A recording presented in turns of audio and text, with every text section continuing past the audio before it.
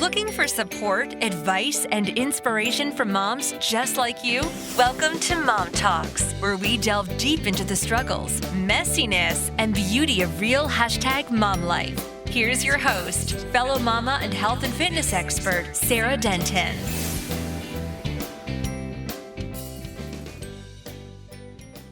Okay, so yes. Let's talk about the husband, which was your question. He and I were hanging out on one of the rare nights that he's been home lately on an evening. And I think Sebastian had fallen asleep in the car or something, and we were just letting him sit for just a second where we could hug.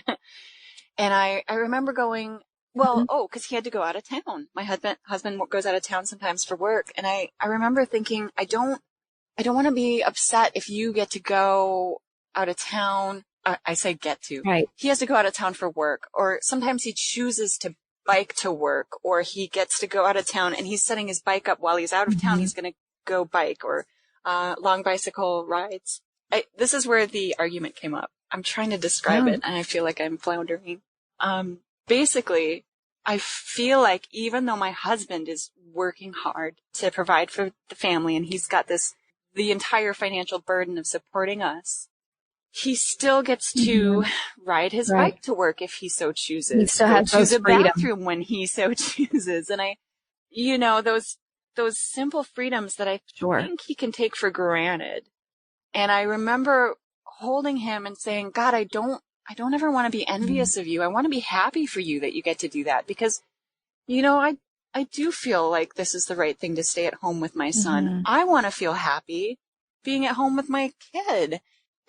It's really, really hard work, but I want to come to that place where I'm happy. And maybe it's going to take these talks or something even larger, a movement where people acknowledge us more and we can feel more pride. Like, what is that?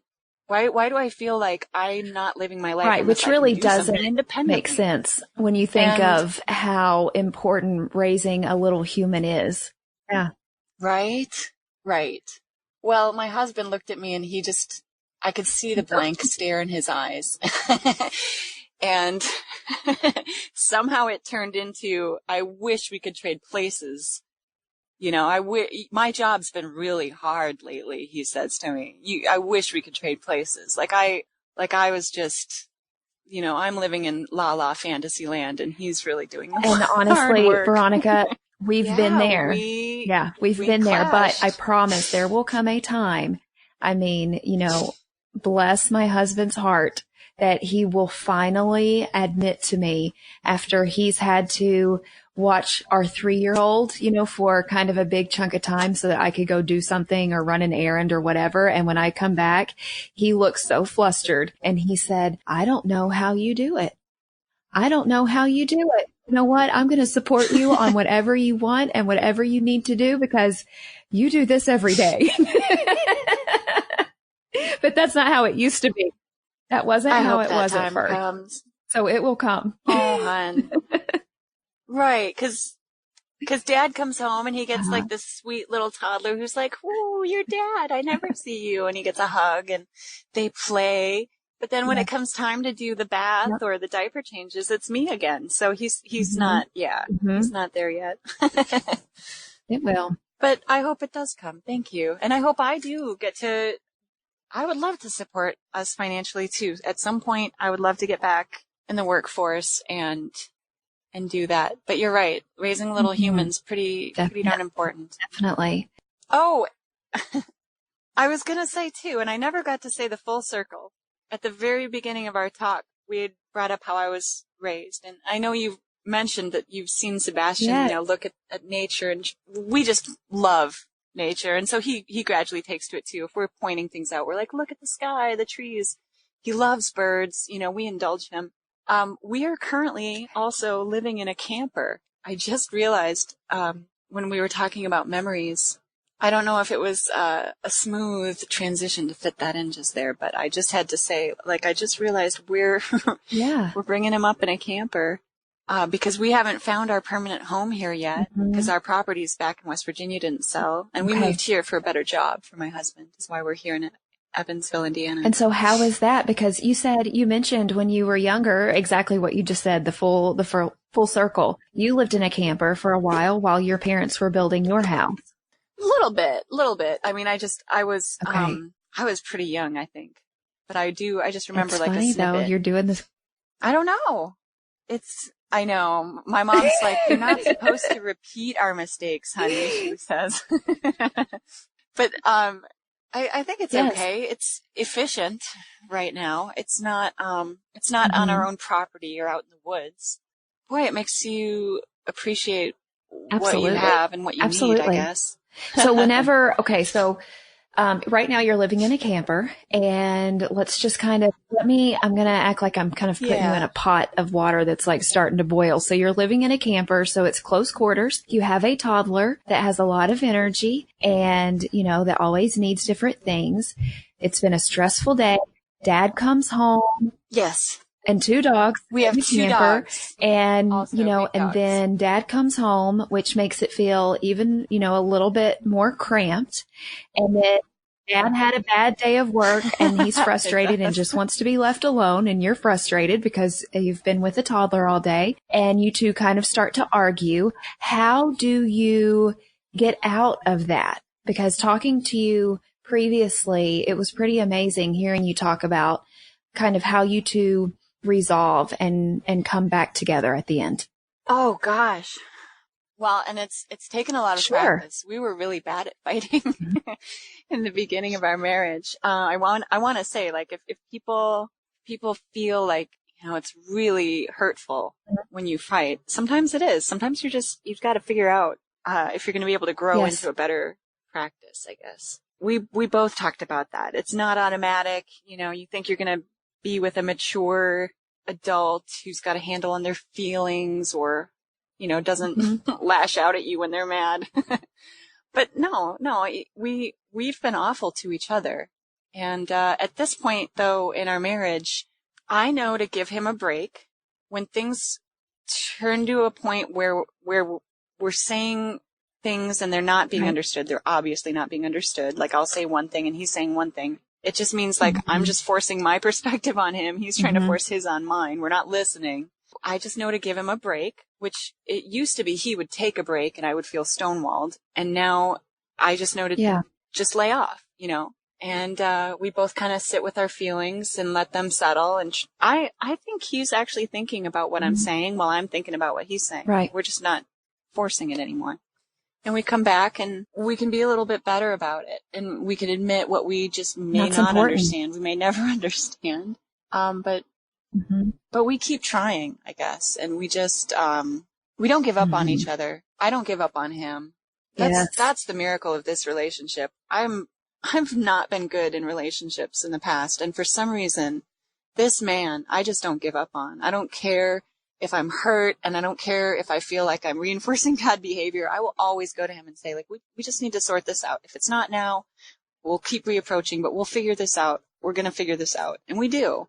Yeah, it's just, I think it's because he's really, really good looking. That's why I don't give up on him. It's all I could figure out. I just think he's the most attractive guy. That definitely helps. That helps. So if you're in a marriage, the key to getting along is the key to getting along is just don't give up. Keep trying. Yes. I know it's hurtful. It is hurtful, right? It can be really hurtful. Like you and I have talked, if our therapists could hear us, they'd probably diagnose us with abuse and narcissism. And, it's. Yeah.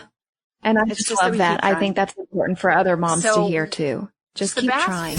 Enjoying the show? Become a patron and receive access to exclusive content and additional episodes. Visit Mom Talk's patron page today and help make motherhood matter. As long as you have determined it's a good relation, it's a safe relationship to be in. Fights do happen, arguments happen, and you have to learn how to fight fair, if that's, and how to not fight from a place of pride and a place of just defense, but from a place of love and trying to actually communicate and come together. And if you have to step away for a moment in order to take yourself out of that kind of lizard brain where you're angry and not thinking then do that. You do. And I have to say, that's really hard for me. I'm one of those people who wants to just keep hammer away, getting at it till it gets done. And he's not that way. So for me to take a step back, that's how I've changed for him, for us to get along more. It's been good lately. And it'll continue to be great. I hope so. Yes, it is hard. I mean, stuff is hard. So what are you looking forward to?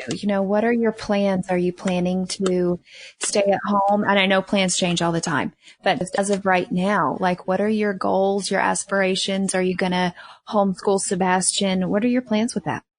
Okay. So I want to just prepare this answer a little bit with a flashback to college when I did graduate assistant teaching, and a lot of graduate students, I think, do that role as kind of help their stipend. Some kids get help with their tuition, and that's how I did it. I was asked at one point, sometimes in front of the class, what would I want to do with my master's degree in science? And my answer was always, I'm going to go to Italy and learn to cook. I'm going to go take some master classes in Italy. I would still love to do that, by the way, but I just want to prepare the listener for, I can get a little fanciful in my ambition, and I do pursue things passionately, but sometimes, if the road doesn't continue, I'll just jump on another road. So while I'm with Sebastian, yes, we've thought about homeschooling him. And I think with my science background and education background, it may even turn into something that I could help other moms with. I would love that. I love teaching. I love seeing people learn and explore and the light bulb come on. That moment is fantastic. But I've also been really interested in making my own furniture and doing like a Wild River furniture store here, if we can get established in Evansville. I have some very interesting ideas just floating through my brain that I just need to make happen, kind of like art pieces. So we'll see if that sounds absolutely amazing. And it sounds like so much fun. It sounds like hard work, but it sounds like so much fun. And I could only imagine what your beautiful mind could come up with. We've always, it's funny. So like my parents built this house, like while we were growing up in it too, they were building it still. I seem to have always then transitioned to like fixer-uppers. Our last house, it was a house in West Virginia that we fixed up. And Sebastian actually was getting pretty good with a trowel by the time we were going. Oh, yeah. So when he's old enough for power tools, watch out. And that'll be great. That'd actually be a great, family thing too. Yeah. Oh, God, yeah. I can't wait till Sage can show Sebastian. My husband is an engineer, so I can't wait. Can't wait to see what we can do with him. Hopefully he's interested in it. It sounds like he's going to be a smart little boy if he's anything like his mama and daddy, for sure. So with all of, being a mom, and you are juggling being in, smaller quarters, and you've got your dogs and have Sebastian, how do you deal? How do you manage? Like, what do you find comfort in? Oh, God. I don't know if I've figured that out yet, to be honest. Yes. I joined the Stroller Champions because before I had my kid, another shift in my identity, was my personal hobbies. I loved rock climbing, running. I run for the fun of it. I mean, I don't know many people that like to run because they enjoy it. Unless someone's chasing them or, I've got to make this marathon happen. Wow. And I've done a couple marathons and I love it. I want to do more, but now I don't know. My body's not there. And I don't know if it's, some afterbirth care or nursing positions that I've done lazily or poorly that have kind of put me out of whack, but it's just, boy. Okay. So grasping for things that help me find, just find my way through the days. I've definitely been looking into meditation and Buddhist philosophy more. I've been reading a lot of books about that. I've tried to take Sebastian on walks, but you know what? The only walks he will sit in the stroller for is when I'm with you all. Anytime I go out on my own, he's like fighting to get out of the stroller so he can play with the rocks on the ground or, run into the ditch. So that hasn't worked out. Yes. But yeah, just get him out to the zoo. I love taking him to the museum. I love that there are those things here in this place, because we didn't have that in West Virginia where we were. So I love just getting out, letting him play, letting me explore a little bit. Sad movies. Good reason to cry. We talked about that sometimes. Sometimes you've got to have some emotional release. You do. And if you need it to be put through that, the movie, we can put it through the movie. Because sometimes you just feel frustrated and bottled up, and I do anyway. Yes, and so you are not the only one. Kind of get that out or feel something. But there's only certain sad movies I can watch anymore. Ever since having a kid, I can't watch anything violent. I can't watch. I mean, I used to like those wacky horror movies like Army of Darkness or something, or even very dark movies like Trainspotting. I can't watch that. Are you kidding? A baby dies in that. No way. I'm triggered about anything that happens to a kid in movies anymore. So, I mean, Frozen will do it every time. I can cry during that movie now. See how we change and we evolve. It really is. It's crazy. Yeah. It does. It changes you on physical level, hormonally, obviously, emotionally, just very changed. Yeah. And then, the community aspect is different. So just find ways to get out, even if you're socially awkward like I am, or shy. Just getting out is important. And meeting you guys has been great. Meeting the moms that you bring together with this roller definitely. campus. We miss you. I got to find my way back to that. I miss seeing you and just, I'm like, where'd Veronica go? Oh, she's already done 2 laps on us. Okay, let's catch up. Yeah. What do you do to find your release? I love to exercise. I love to do yoga. I love to dance. Part of my background as a health and fitness instructor, I have a lot of certification. And yoga was my first love when it came to teaching classes. But even before that, when I was a kid, I just always loved to dance. And although I don't actively teach right now, I have to do some type of exercise about 4 or 5 times a week in order to feel sane. And then I also, I always end my day praying, and then I usually start my day with a meditation, because I'll get super anxious, just start feeling anxious throughout the day. It kind of cycles through the month based on my hormones. I can tell now. That seems to help keep me evened out enough to where I'm not arguing with anyone, because I totally feel like moms set the mood for the entire family. I ain't happy. Ain't nobody happy. all these quotes, man. So speaking of, they really come in if handy you now. could give, a little bit of advice, it can be just, 1 piece of advice, 3 pieces of advice, 1 million pieces of advice. What would you leave, for all of the moms out there?